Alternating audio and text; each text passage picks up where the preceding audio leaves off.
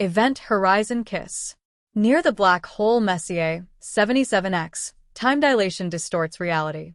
When physicists Dr. Elara Voss and Dr. Kael Renner share a single impulsive kiss during an experiment, their ship's logs reveal they've been entangled in a decades-long love affair, one only they don't remember. As the black hole's pull warps their perception of time, they must uncover the truth before their reality unravels completely. Event Horizon Kiss. Chapter 1. The Experiment. The lab hummed with the low-frequency vibration of the Kronos engine, a massive ring of liquid metal suspended in zero gravity. Dr. Elara Voss adjusted her headset, her fingers trembling, not from fear, but from the sheer magnitude of what they were attempting. "Final calibration in progress," she said, her voice steady despite the adrenaline. Across the chamber, Dr. Kael Renner monitored the gravitational sensors. His dark eyes flicked up, meeting hers for a brief, electric moment. They'd been colleagues for 3 years, professional and detached, except for those rare, unguarded glances that left her skin buzzing. "Time dilation field activating in 5, Kael announced, his voice rough with focus. The engine roared to life, warping space around it. The ship's AI, Elara, chimed in. "Warning. Temporal distortion detected. Localized time discrepancy. 1.7 seconds per minute." Elara's breath hitched. They'd expected this. But then, a surge of energy rocked the lab. Kael grabbed her wrist, pulling her against him as debris clattered around them. For one suspended moment, their faces were inches apart. His breath was warm, his grip firm. Then impulse, instinct, she kissed him. It lasted 3 seconds. The ship's alarms blared. Elara's voice cut through the chaos. Temporal anomaly confirmed. External logs indicate prolonged physical contact between crew members, approximately 2,419 hours over 6 years. Elara jerked back. 6 years? But the kiss had only just ended. Chapter 2. Temporal Echoes. The lab lights flickered back to full brightness, but the world remained tilted. Elara pressed her palm against the cold metal wall, steadying herself. 3 seconds. That kiss had lasted 3 seconds. Yet according to Elara, 6 years of something had happened. Kael stood frozen beside the main console, his fingers hovering over the holographic logs. The blue light cast sharp shadows across his face, highlighting the tension in his jaw. "Play it again," Elara said, her voice barely above a whisper. Elara obliged. The hologram shimmered, displaying 2 figures, her and Kael, locked in an embrace against this very console. But the details were wrong. Her hair was longer. Kael's uniform bore a promotion badge he hadn't earned yet. And the way his hands gripped her hips. The recording jumped. Now they were in the mess hall, Kael feeding her a strawberry, his thumb brushing her lower lip. Another jump. Her quarters. Their bodies tangled in sheets, his mouth trailing down her. "Stop." Elara's knees threatened to buckle. "Those are private quarters. This has to be a system error." Kael's knuckles whitened on the console edge. "No error. Look at the timestamps." The numbers glowed crimson. April 18th, 2294. Over 2 years from now. A new voice cut through the silence. "Am I interrupting?" Commander Vance filled the doorway, his arms crossed. The oldest of their 5-person crew, Vance had ice in his veins and a distrust of anything that couldn't be explained with Newtonian physics. His gaze darted between them, then to the frozen hologram, currently displaying future Kael nipping at future Elara's collarbone. Elara lunged for the controls. The image vanished. Vance's smile didn't reach his eyes. "The black hole's gravity spiked during your experiment. We're now in a decaying orbit. But by all means continue your research." He tossed a data chip at Kael. "Full diagnostics. 1 hour." When Vance left, the air rushed out of Elara's lungs. "He thinks we've been distracted. That this is why the experiment failed." Kael caught her wrist. His touch burned. "Elara, we need to talk about what we just saw." She yanked free. "It's corrupted data. Temporal interference. Nothing more." "Then why?"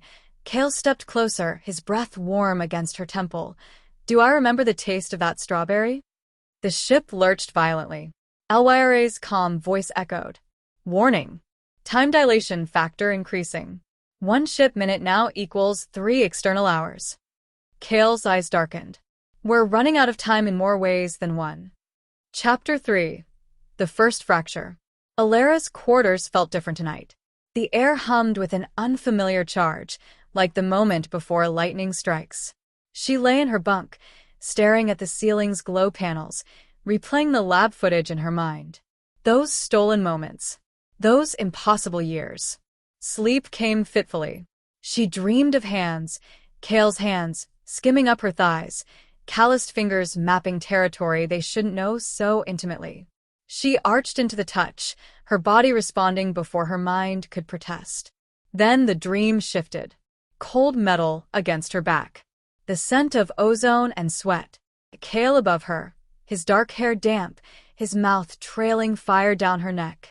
Elara jolted awake and screamed. This wasn't her bunk.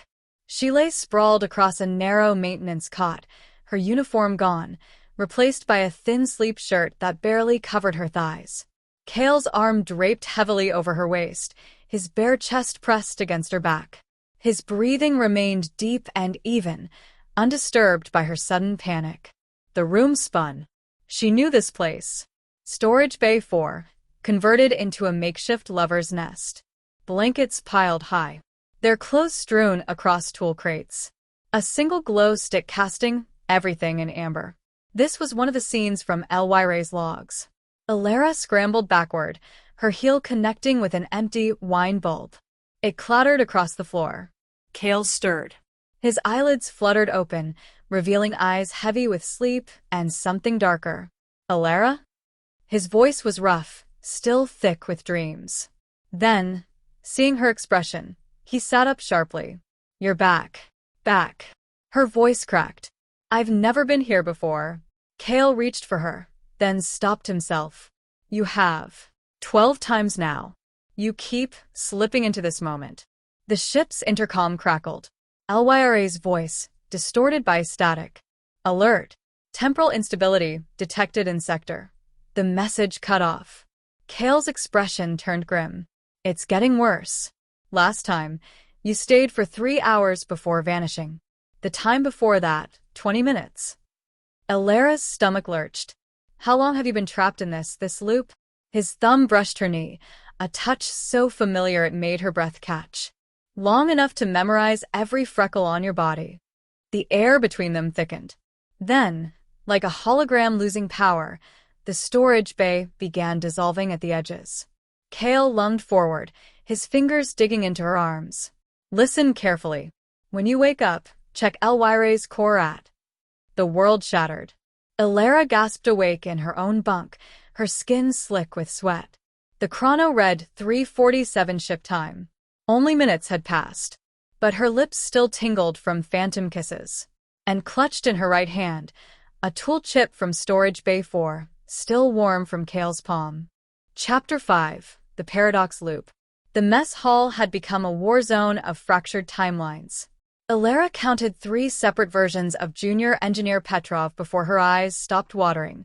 One Petrov eating soup, another asleep against a bulkhead, a third flickering in and out like a faulty hologram. The air smelled of ozone and overcooked noodles. Kael slid into the seat opposite her, his tray clattering against the table. Don't stare.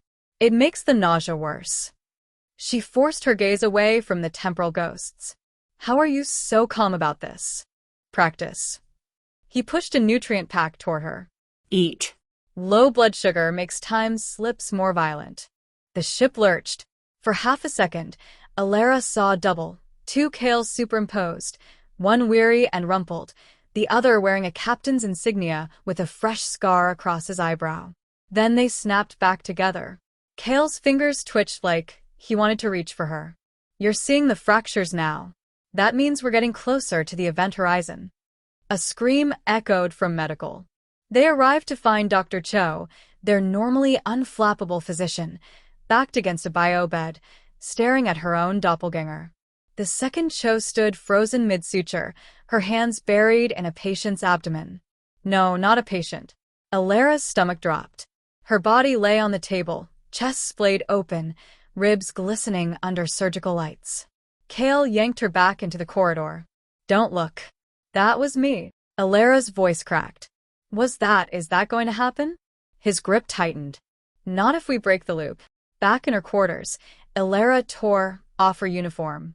The mirror showed what she'd feared, thin, luminous lines tracing her collarbones, her hips, the insides of her thighs. Like circuitry under skin. Kael's reflection appeared behind her. The markings appear during severe time stress. Your body's way of remembering what your mind can't. His fingertips hovered above her bare shoulder, following a particularly intricate pattern. This one forms when we... The door chimed. Lyra's voice came through distorted. Emergency counsel in 15 minutes. All senior staff required. Kael stepped back. Vance knows something's wrong. Elara scrambled for a fresh uniform. What do we do? Trust your body. He caught her wrist, pressing her palm against his chest where identical markings glowed faintly through his shirt. Even when your mind rebels, your cells remember. We remember. Chapter 6. The Last Kiss. The council chamber had become a hall of mirrors. Elara counted 7 Vances flickering around the table, some younger, some older, one with milky white eyes and a mouth frozen mid-scream. The air tasted metallic, like biting down on a live wire. Report, the primary Vance demanded.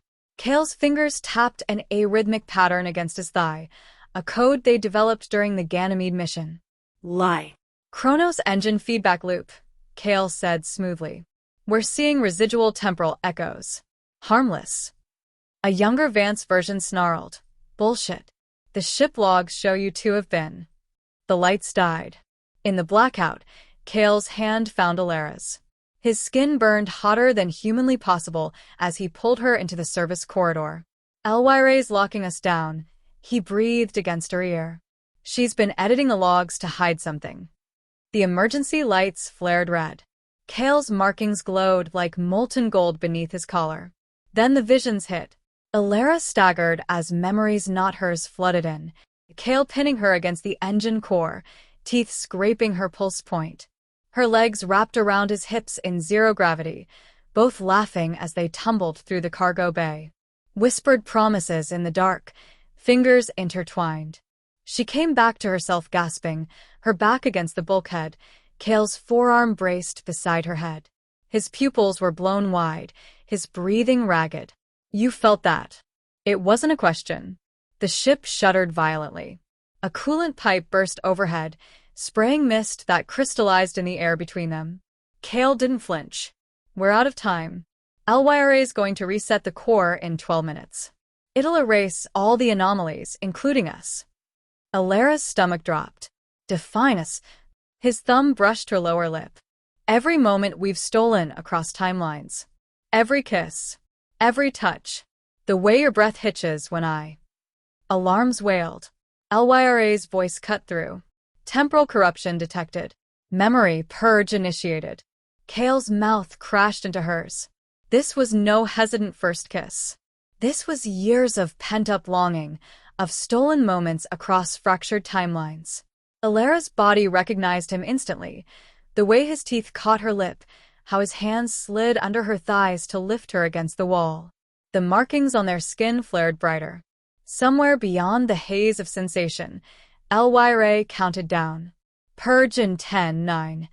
Kael tore his mouth away, pressing their foreheads together. Remember this.